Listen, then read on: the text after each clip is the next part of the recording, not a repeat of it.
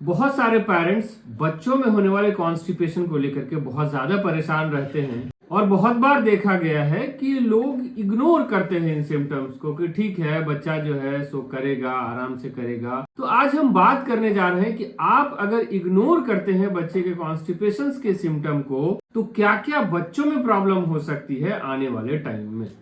तो एक तो फिजिकल इम्पैक्ट होता है कि मतलब कॉन्स्टिपेशन है तो बॉडी पे क्या इम्पैक्ट पड़ेगा फिजिकली और पैखाना के रास्ते में क्या इम्पैक्ट। एक साइकोलॉजिकल इफेक्ट है कि बच्चों को मतलब मेंटली क्या प्रॉब्लम होने जा रहा है। फिर डेवलपमेंटल प्रॉब्लम है कि डेवलपमेंट को कैसे हैम्पर करता है या डेवलपमेंट को हैम्पर करता भी है या नहीं करता है। और एक लॉन्ग टर्म इफेक्ट है। इन सारी चीजों के बारे में अलग अलग बात करेंगे। अभी फिजिकल इम्पैक्ट की बात करें कि फिजिकल इम्पैक्ट में क्या क्या होता है।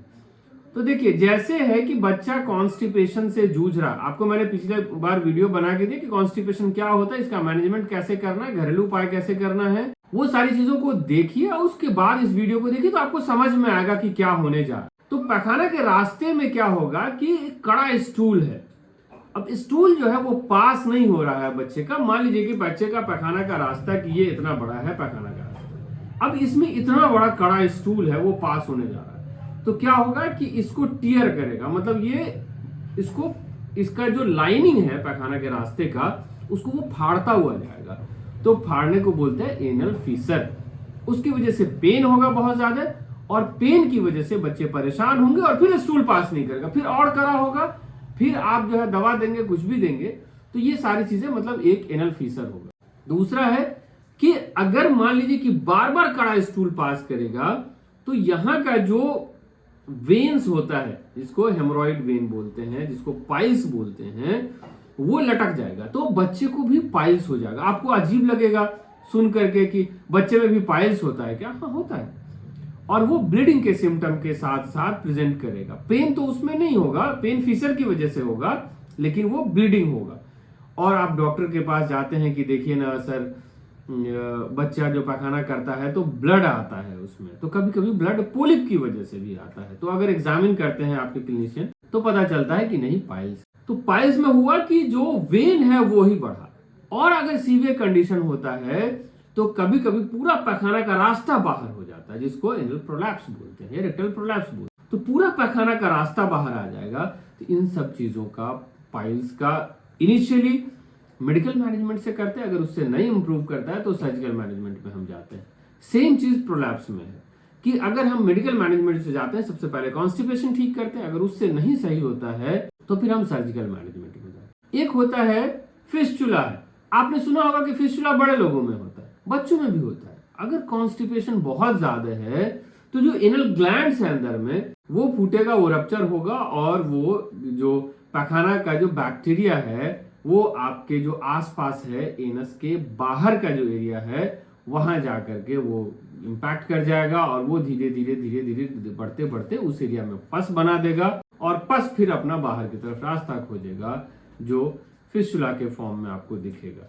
तो फिस्चुला का भी मैनेजमेंट सर्जिकल ही है। एक बहुत ही अनयूजुअल प्रॉब्लम होता है कि आप देखेंगे कभी कि बच्चा कॉन्स्टिपेशन का है और एक एक दो दिन यूरिन पास नहीं करता है। तो यूरिन पास नहीं करने की वजह यह है कि जहां पे पैखाना का रास्ता रहता है उसी के आगे पेशाब का रास्ता रहता है। वो अगर पैखाना जो है पॉटी जो है बड़ा हो गया, हार्ड हो गया, तो वो पैखाना के रास्ते को ब्लॉक कर। कभी कभी ऐसा होता है कि पीछे के एरिया में अगर हुआ तो ब्लडर के एरिया को इरिटेट करता रहेगा तो बार बार पेशाब करेगा। तो उस कंडीशन में हम लोग यूटीआई का ट्रीटमेंट, एक्चुअली बच्चे को कॉन्स्टिपेशन रहता है तो ड्रिबलिंग भी हो सकता है, यूरिन का भी बहुत सारा प्रॉब्लम हो सकता है। साइकोलॉजिकल इफेक्ट क्या क्या होगा बच्चों का? सबसे पहले तो बच्चे अगर कॉन्स्टिपेटेड रहेंगे तो लो कॉन्फिडेंस रहता है बच्चों को कि बाहर नहीं जा पाएंगे। उनको लगेगा बाहर जाएंगे तो हमको पॉटी लगेगा, फिर हम कैसे पास करेंगे। तो लोग मतलब दूसरे से घुलना मिलना पसंद नहीं करते हैं, खेलना पसंद नहीं करते हैं बच्चे।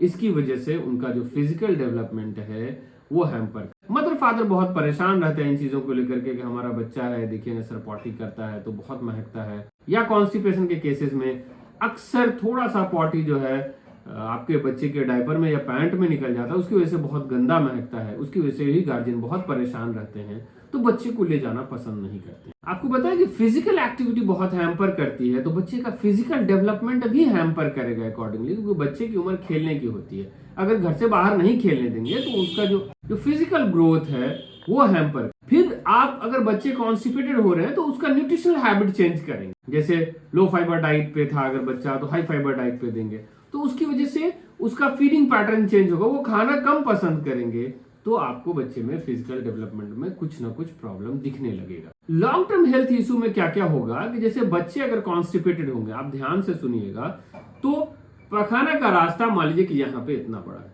यहाँ पे पॉटी जाम हो गया। अब जाम हो गया तो पीछे का रास्ता जो है वो फूलने लगेगा, मोटा होने लगेगा। हमारे पास जो बच्चे आते हैं कॉन्स्टिपेशन के, उसमें हम अगर फील करके देखते हैं तो बड़ा ट्यूब लगता है कि फूला हुआ, इतना मोटा मोटा ट्यूब लगता है फूला हुआ। या एक्सरे करा के देखते हैं तो बड़ा सा दिखता है कि कोलोन जो है हमारा, या लार्ज इंटेस्टाइन जो है वो बहुत ज्यादा फूला हुआ है। ऑब्वियस सी बात है, फिजिक्स के अगर कॉन्सेप्ट में जाएंगे तो जितना डायमीटर बढ़ाएंगे किसी भी ट्यूब का, उसमें टेंशन जनरेट होने का जो कैपेसिटी है वो कम हो जाएगा।